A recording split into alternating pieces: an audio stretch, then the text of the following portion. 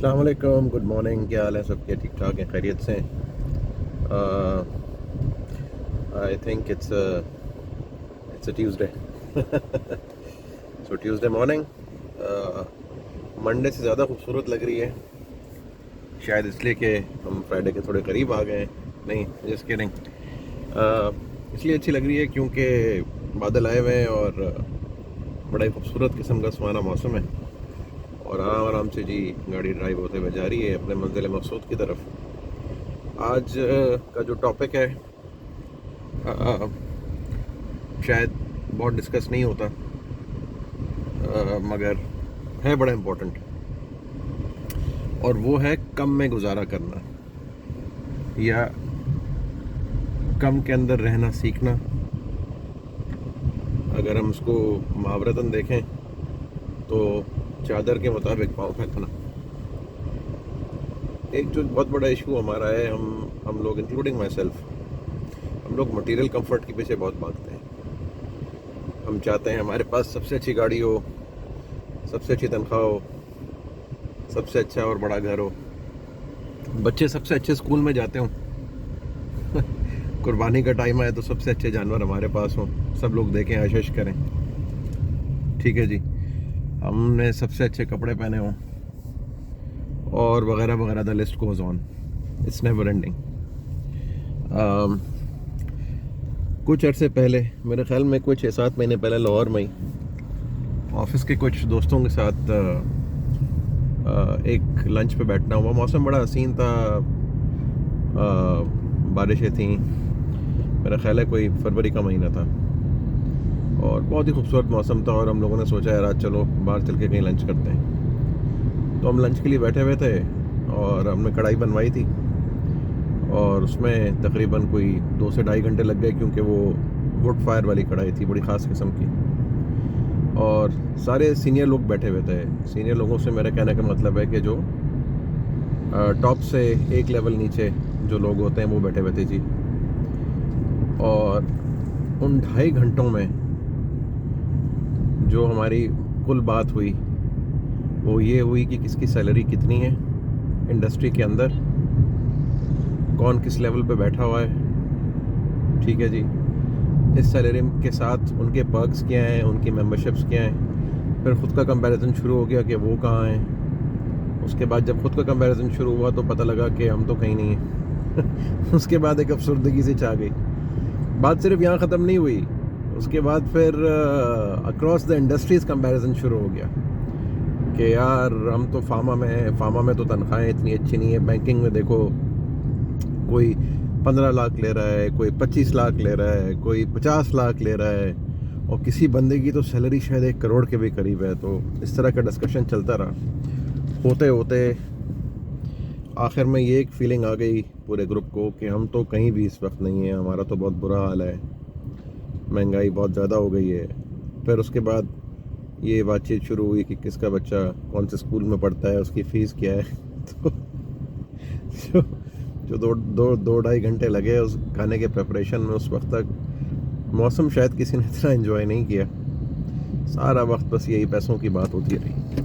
और मैंने 1 मिनट के लिए सोचा कि हम इतने ऊंचे लेवल पे आने के बाद, यानी कि हम उन चंद लोगों में से हैं जो शायद इस मुल्क के 1% में आते हों, हाँ, अगर हम तनख्वाहदार तबके की बात करें। इस लेवल पे आने के बाद भी अगर हमारी पूरी डिस्कशन ये है कि किसकी तनख्वाह कितनी है, कौन किस लेवल पे बैठा है, तो ये बड़े अफसोस की बात है क्योंकि अल्लाह पाक ने आपको इतना कुछ दे दिया है, अल्लाह पाक ने आपको इतनी अथॉरिटी दे दी है, और उसके बावजूद भी the only thing that you are looking at right now is how much you are getting versus others and how your industry is performing versus others in terms of salary.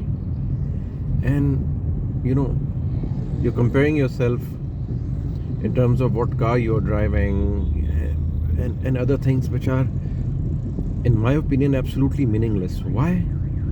Because you're being a human, all you need is proper shelter, you need food, water, proper clothes which aren't that really expensive, ठीक है।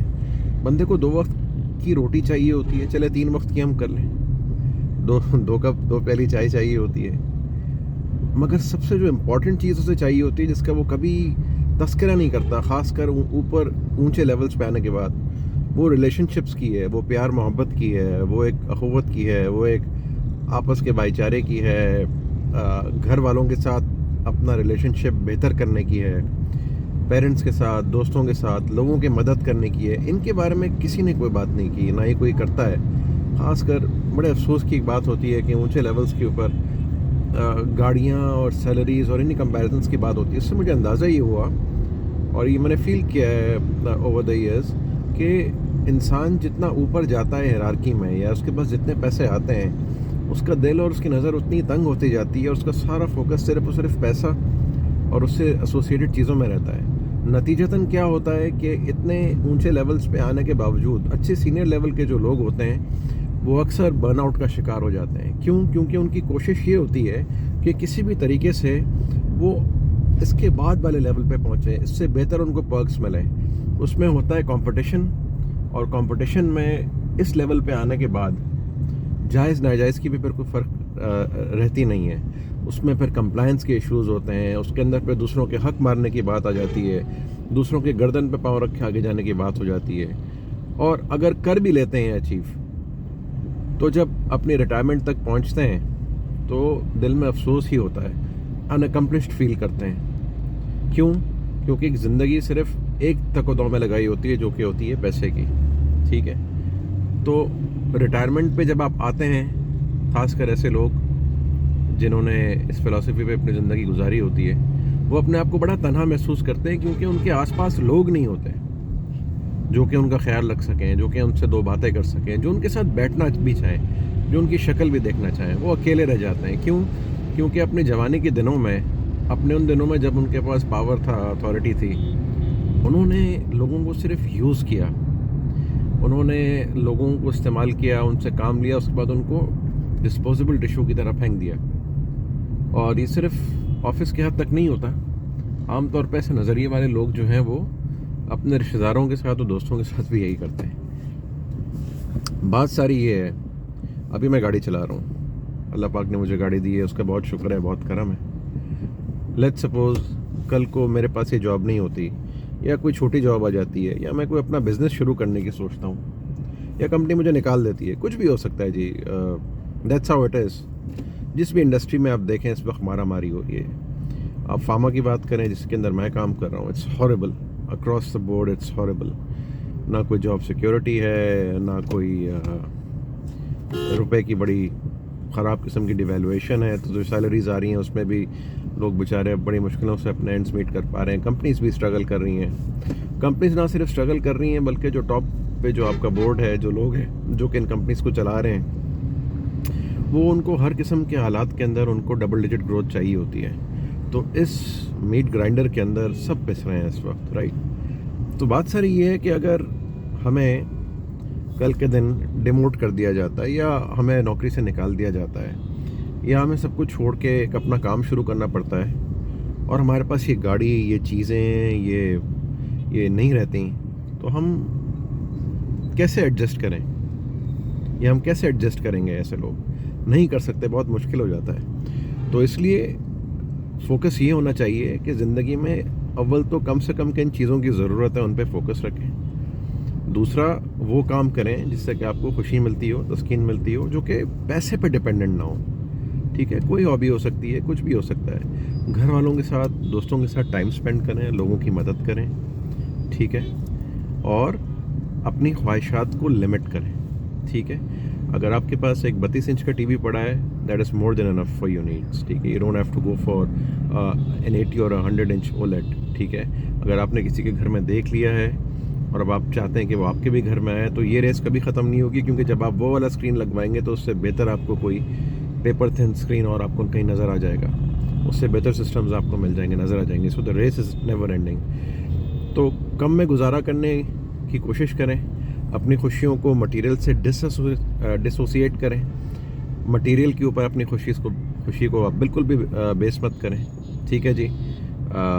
Intangible चीज़ों के ऊपर base करें, अच्छे रिश्तों के ऊपर, अच्छी बातों के ऊपर, अच्छे एक्सपीरियंसेस पे।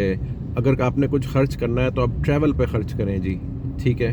आप निकलें, आप मोटर बाइक लें, पेट्रोल वैसे ही बहुत महंगा है आजकल, तो बाइक लें, आप सुबह बैठ जाएं, आप चाहें तो अपनी फैमिली को भी साथ बैठाएं जी, हेलमेट पहनाएं उनको ज़रूर, आप निकल जाएं जी सैर के ऊपर।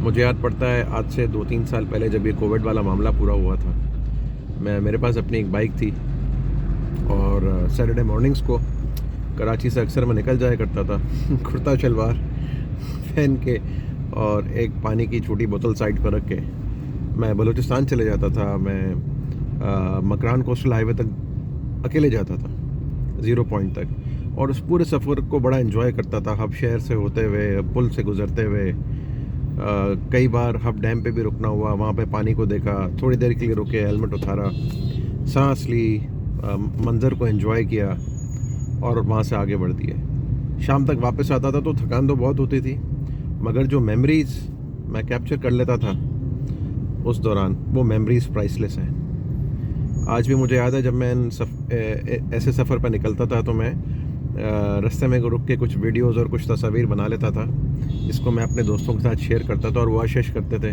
कि यार ये बंदा देखो कितना लकी है, निकल जाता है। लकी हम सब हैं, कौन कहता है आप लकी नहीं हैं? बिल्कुल सब लकी हैं। तो अपने लिए टाइम निकालें, घर वालों के लिए टाइम निकालें, दोस्तों रिश्तेदारों के लिए टाइम निकालें, और यकीन करें आप जब इस पैसे की दौड़ से निकलेंगे ना, आपको अंदाज़ा होगा कि आप ज़िंदगी में क्या कुछ मिस कर रहे थे। This was the drive-by talk for today. Love you all. Take care. Stay happy. Focus on the real happiness in life. See you soon. Allah Hafiz.